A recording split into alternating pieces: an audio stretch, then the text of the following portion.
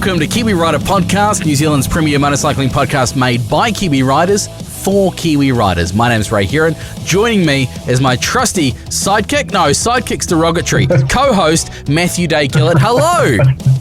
I'm here again. I'm doing really well at the moment, aren't I? You are, but we couldn't round off the year without you, because this is our final episode of the year.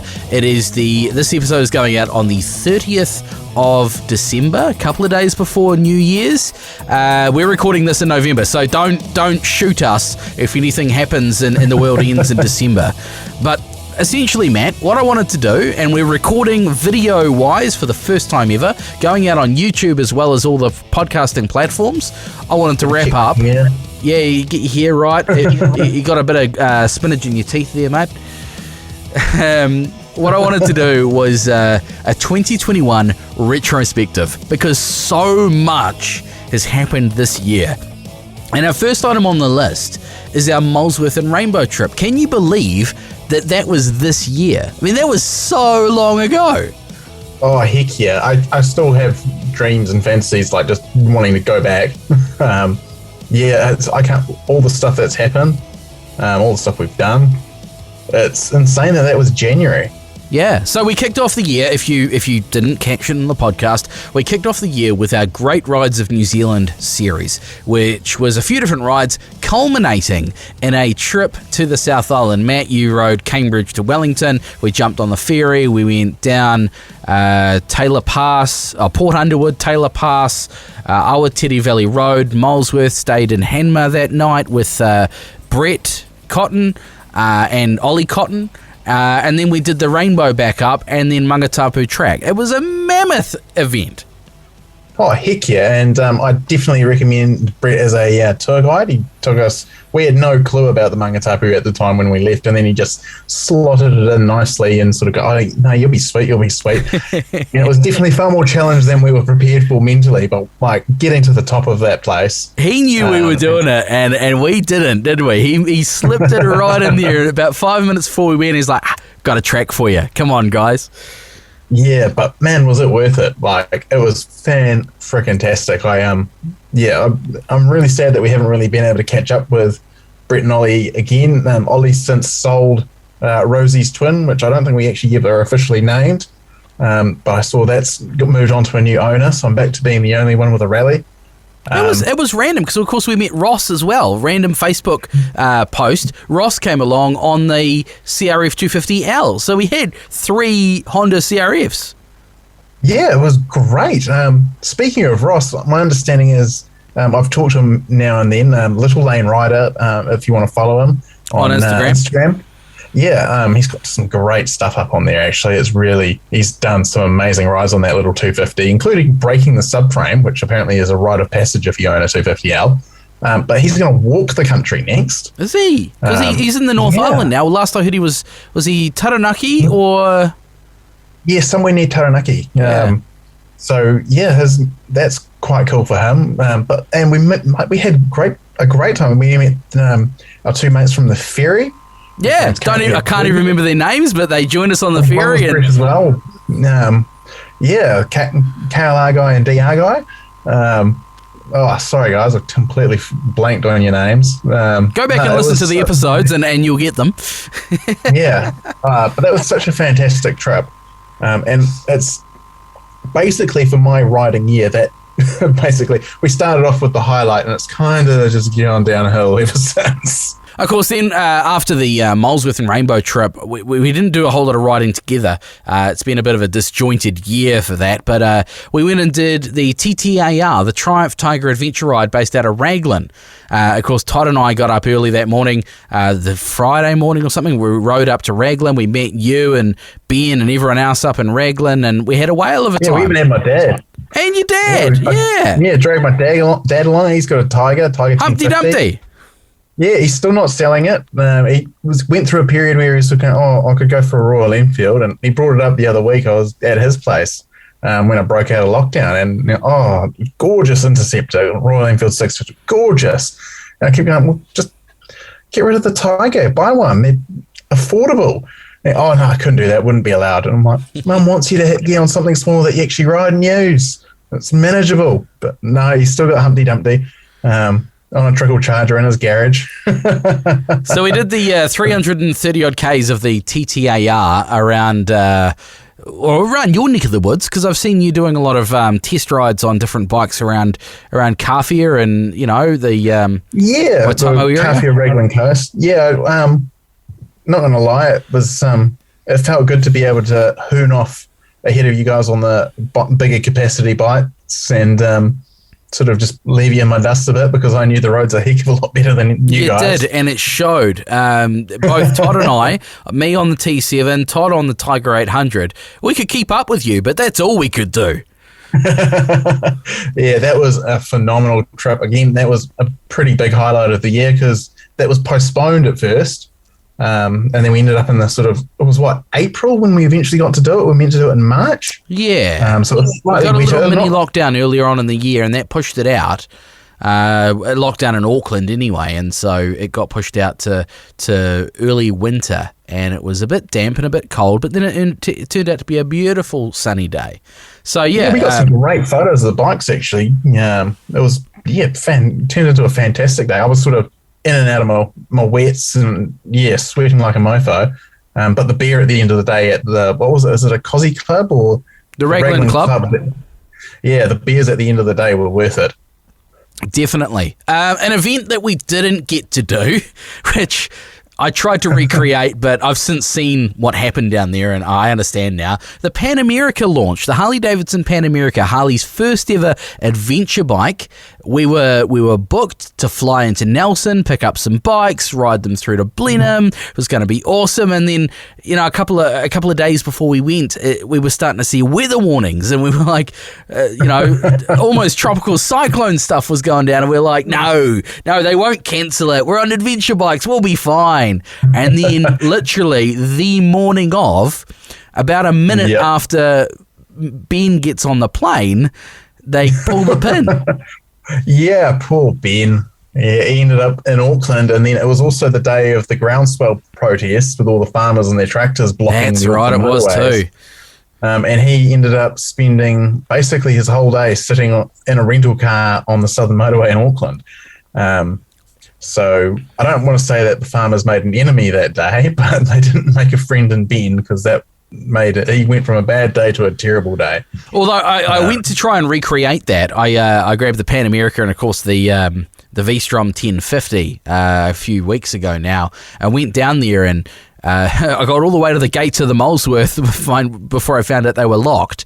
A lot of those roads have been really badly damaged. Like the when we did the Queen Charlotte Drive, that 50k stretch from essentially Havelock through to Picton, and it was there were 9 sets of temporary traffic lights on that road because of the slips. Oh. Yeah, well, hasn't like part of the road washed away in sections as well, and many places, yeah. Just a mess. Yeah, it's going to take a long time. Plus, with all the lockdowns and all the shortages and that, it's going to take a long while for all that to get back to the pristine condition it was when we did it in January, I think. Exactly, and it's been a long time since we've managed to get any kind of massive bike launches underway. Like you and I have not really ridden many bikes this year because of it. Yeah, well, I was just looking at my Facebook memories today, and like as you said earlier, we're recording this in November. 2 years ago today, I was on my last international bike launch, which was the T7Adventures launch in Australia. Oh, that's right. That was so dark on you too. That was the last time. That's 2 years ago now. Wow. That was the last time I got on a plane and it's like, where's that time gone? Let's talk about bikes. It's been a year now since I picked up the T700. I'm really enjoying my T7. I love it. I probably do too much commuting on it. Like, it's kind of wasted on the commute, but it's a great bike. It really is. And you'll remember from doing the launch that they're just such fun to ride. And the CP2 engine is just so lively. Yeah. Love that engine. Speaking of the CP2, though, this year we saw the end of the Yamaha R6, the four-banger 600cc sport bike, replaced by the R7, utilising that CP2 engine. Yeah, and I believe that bike's sort of very, very near to being in the country with all the COVID delays and everything. I think it's pretty cool, and it's a great idea, sort of taking sort of your sports bikes, which have been neglected and sort of losing favour with riders and everything, because they've just been getting so high-strung, so track-focused, and sort of just hitting the reset button and bringing out something that's going to be great for the road. I think that's a great move by Yamaha. I do wonder though if they're almost they're almost watering down the soup a bit too much, because you've now got Tenere 700, MT-07 Lambs, and high output. So I'm going to count that as two different bikes. So you got three. You got the XSR 600, is it 700? That's using 700 plus 700. The Lambs version. You can get that in Lambs too. Okay, so that's another two. Yeah. So that's 6 bikes to my rough maths. What else have you got? You've got the Tracer 700. That's a lot of bikes using the same power plant. Are we at risk of just getting a bit boring? No, I don't think so, because you're getting it in a Lambs and a high output version, and two, it's platforming. It's what all good manufacturers do. But I haven't seen any other manufacturers quite going to the same extent. Like, if you just Kawasaki with its Z650, Ninja 650, they're all the same platform engine. It's not quite to the same broad extent as Yamaha, but Yamaha's got a lot more it's a much bigger company than Kawasaki. Kawasaki's actually a lot smaller than that. Honda, you've got your CB 500X, 500, 500R. Everyone Suzuki, does it. You've got the SV650, the V-Strom 650, all the same engine. Yeah, I see where you're going. It's just that Yamaha seems to be doing it more. Like they've got. If you forget about the Lambs and the full output, high output versions, they've got 5 bikes using the same engine. But good on them, and it's great to see the R7 out. But you mentioned Kawasaki, the KLR is back. Yes. How do I do this? I've got something to show you, Ray, because it's currently sitting in my garage here. Oh, you'll have to turn your background screen off. Yep, I'll have to turn off my virtual background. I can touch up my appearance. How do I go to the... Well, don't do that. You might tax your computer a bit too much. Yes, there we go. My lovely messy garage. KLR, hello. KLR 650, the base model, in the really cool KTM orange, because to the uninitiated, they think it's KTM, which I'm not sure if that's a good thing or a bad thing just yet. But yes, I've got the KLR in my possession. Got it for a couple of weeks. Thoroughly enjoying it. I've already taken it accidentally on some single track. Performed really well. I quite dig it. It's got a lot of things to like about it. A few things that are a bit iffy and weird. But overall, it's really awesome to have the KLR back, because it's a big thumper and it's affordable. I dig it. I like the KLR. Good. So it's great to have the KLR back. What else? So if you've just joined us, we're doing our 2021 retrospective. Of course, it is New Year's Eve tomorrow as we release this. So into a brand new year, 2022. We've had a lot of COVID lockdowns, Matt, and I feel for you, man. You've been stuck in COVID lockdown at home with wife and kids for how many weeks? Too long. Well, I'm out of lockdown now, thankfully. Not as bad as our mate Mike in Auckland, who's 100 days or more now, I think, as we record this. It was definitely too long. It was over 6 weeks, and that meant no riding for me, because I couldn't justify it, and B, I didn't really want to go around anywhere near places that had COVID. It was tough, really, really tough, and it caused so many cancellations. It sure did.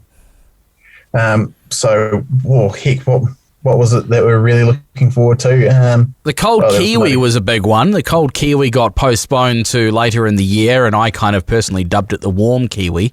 Of course, that got absolutely canned.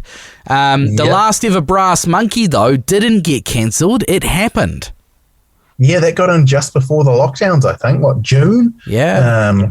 So that I'm really regretting not just spending the credit card and going down there and making that happen. That would have actually been quite the event to go to.